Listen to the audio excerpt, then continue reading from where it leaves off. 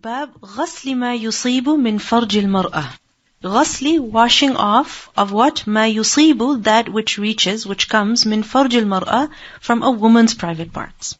Meaning, in sexual intercourse, the discharge of a woman, is that supposed to be washed off? Meaning, if it gets onto a man, onto her husband, does that need to be washed off? Yes, because it is something that's not clean. حدثنا أبو معمر حدثنا عبد الوارث عن الحسين قال يحيى وأخبرني أبو سلمة أن عطاء بن يسار أخبره أن زيد بن خالد الجهني أخبره أنه سأل عثمان بن عفان فقال أرأيت عثمان بن عفان, someone asked him that have you seen إذا جامع الرجل, when a man has intercourse with امرأته, with his wife, فلم يمني, but he does not have inzal, meaning he does not let out money, he does not have sexual pleasure. قال Uthman, he said يتوضأ, then he has to make wudu, meaning he doesn't need to take a bath because he did not have inzal. He just needs to do wudu. كما يتوضأ للصلاة, just as he does wudu for salah. ويغسل ذكره, and he should simply wash his private part. قال Uthman said سمعته, I heard the statement من رسول الله صلى الله عليه وسلم. فسألت عن ذلك, who, the narrator, he says that I asked this question from who? Ali ibn Abi Talib, والزبير بن العوام, وطلحة ibn Ubaydillah, وأبي ibn Ka'b رضي الله عنهم, فأمروه بذلك. So they gave the same instruction, that if a person has sexual intercourse, meaning the two private parts meet, but there was no inzal, then no ghusl is required, wudu is sufficient. قال يحيى وأخبرني أبو سلمة أن عروة بن الزبير أخبره أن أبا أيوب أخبره أنه سمع ذلك من رسول الله صلى الله عليه وسلم. So the companions, they said that they heard this from the Prophet صلى الله عليه وسلم. Let's look at the next hadith and then inshallah I will explain. حدثنا مسدد حدثنا يحيى عن هشام بن عروة قال أخبرني أبي قال أخبرني أبو أيوب قال أخبرني أبي بن كعب أنه قال يا رسول الله, Ubay ibn Ka'b, he said, O Rasulullah sallallahu alayhi wa sallam, إذا جامع الرجل, when a man has intercourse, المرأة, with his wife, فلم ينزل, but he does not have inzal, قال, he said, يغسل, he should simply wash ما مس المرأة منه, that which has reached him from the wife, meaning the wetness that is on his private part, he should wash that. ثم يتوضأ, then he should do wudu, ويصلي, and he should pray.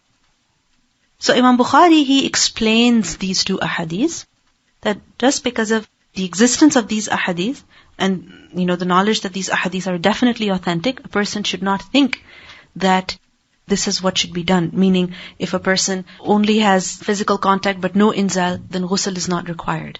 Ghusl will be required. What's the evidence? قال Abu Abdullah, al-ghaslu, Abu Abdullah refers to Imam Bukhari.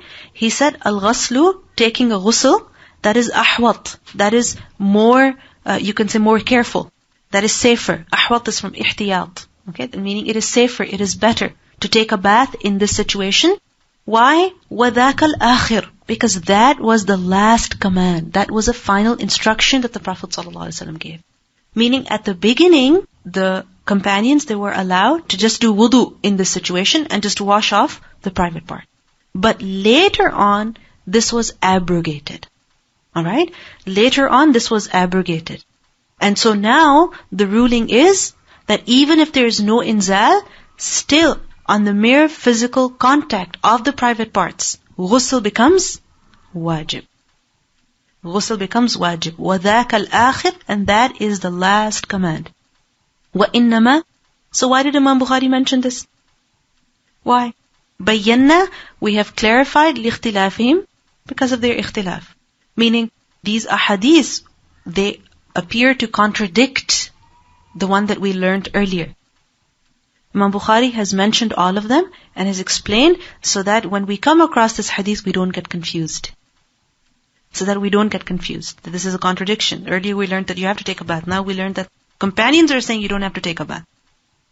So, remember that was the command earlier. Later on it was abrogated. And this is the end of Kitabul Ghusl. Alhamdulillah. Any questions from Kitabul Ghusl? If I know, I will answer. If I don't know, I will just take it down right now and answer to you later, inshallah. For sleep? I will have to check the dictionary. The difference between Naum and Raqad. If you look at Surah Al-Kahf, وَتَحْسَبُهُمْ أَيْقَاظًا وَهُمْ رُقُودٌ. So look into your notes of the word ruqud, inshallah. That what kind of sleep is that? My question was like, you said someone can sleep without wudu, permissible. I just want to, if you can point me to the hadith that talk about that. What's the evidence that a person can sleep in the state of janaba even without wudu? The evidence is Bab Nawmil Junub, the sleeping of the junub person. Now, in this hadith, the hadith that is mentioned under it, the Prophet ﷺ said, "Na'am idha tawadda'a ahadukum falyarqud wa huwa junub."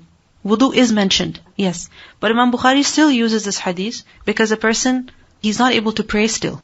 But there are other ahadith which are not mentioned here, but they are reported, for example, in At-Tirmidhi. There is also a report in Sahih Muslim, which is that Kana Rasulullah sallallahu alaihi wasallam yanamu wa huwa junub wa la yamassama. Okay, but it was not his habit. Because we see that the majority of the ahadith, what do they point to? Doing wudu first. Right? The majority of the ahadith. There is a hadith of the Prophet ﷺ that say that sometimes it happened to him to sleep without wudu. Mm-hmm. Why today we say it's makruh? Because from where the ruling comes? Because if you compare all of the texts together, if you put them all together, then we see that the majority of them emphasize that wudu should be done. But we see an exception here and there. Now that exception gives the allowance, and which means that when a person is not able to do wudu, then he can sleep. He should not think that he's being sinful. But he should not develop that habit. Because if he develops that habit, then that is disliked for sure. If he develops the habit, then that is disliked for sure. Because the Prophet ﷺ said very clearly, when he has done wudu. So you have to put all the texts together. What do the majority of them say? And some of them, they give the allowance. Because if that did not exist, then that would mean it was forbidden for a person to sleep in that state. Rulings of makruh. Because if I think about it, there is the mustahab, and there is the mubah, and then there is the makruh. Yeah. Like I said, why we don't put it in mubah and we put it in makruh? Because the Prophet ﷺ instructed several times to do wudu. If he did not give that instruction, then it would be considered mubah. But when he said clearly to various companions, and also his habits that are reported by his wives, even when they mention that he did wudu, then this is why it's important to wudu. Not exactly janaba, but a similar situation came up this morning that there was no power in our house, and we only had a small amount of water, but it was cold, also the water, and my brother was going from home to school and straight to the masjid, and he's one of those people who feels like he has to take a bath before going to pray Jumu'ah Salah, so we didn't know what to tell him to do in that state. Like, would he just take wudu and that would suffice, or... When it comes to the ghusl of Jumu'ah, that is something that is necessary, okay? But it was beyond his ability, and Allah knows. And it also depends on his age. If he's past the age of puberty, then it's a different case. And if he's under, then it's a different case. So wudu is, inshallah, sufficient. We just did. You said that the question was asked to Uthman radiallahu anhu. So, was this at the time of the Prophet that this question was asked, or was this when he was the Khalifa and the Prophet ﷺ is not around? I do not know. But even if it was after the death of the Prophet ﷺ, this was a matter of ikhtilaf, okay, amongst the companions. Okay. And this proves that the companions were also human beings, and they did not have all of the knowledge of the deen. Meaning, one person did not know everything. This is why just because, if a scholar has said something, then we don't take it as a final thing. If there is a hadith of the Prophet ﷺ that contradicts that, then we will, take the hadith of the Prophet ﷺ. So when you analyze all of the hadiths together, then how do you resolve the contradiction? That the companions who said that wudu is sufficient, then they said this based on their understanding of how it was before, in the early period. And the other scholars who said that no ghusl is necessary, they said because of the evidence that they had from the Prophet ﷺ. So when you put them all together, then you can reconcile that the matter was abrogated. You're in the state of janaba and you do wudu and you're going to sleep. Can you read your Ayatul Kursi, your adhkar? Yes, you can. You said there were other hadiths in Tirmidhi and Ismail. What did you say? Which one? You said that he did sleep once or twice, very exception cases. Yeah, in At-Tirmidhi, and there's also one reported by Muslim. If a person develops a habit, okay, meaning this is what he does, and he is able to do wudu, is able to take a bath, he's sleeping for a prolonged period of time, and still he does not bother to, then that is makruh.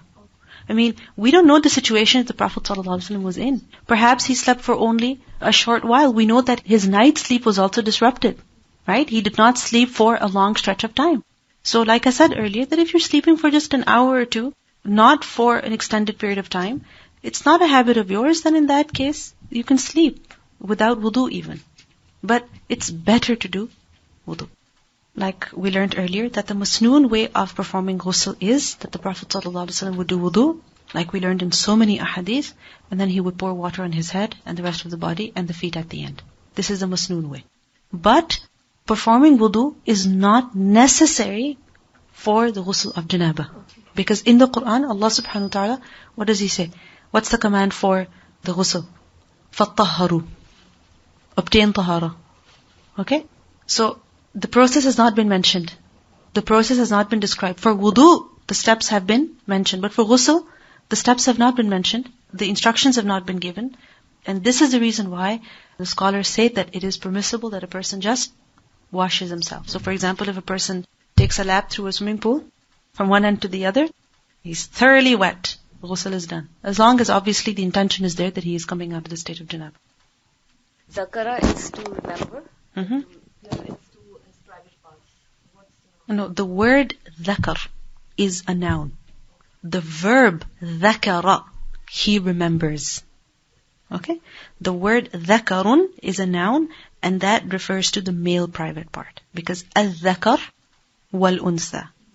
Dhakar is the male, unsa is the female. So the word dhakar refers to the male private part in the Arabic language.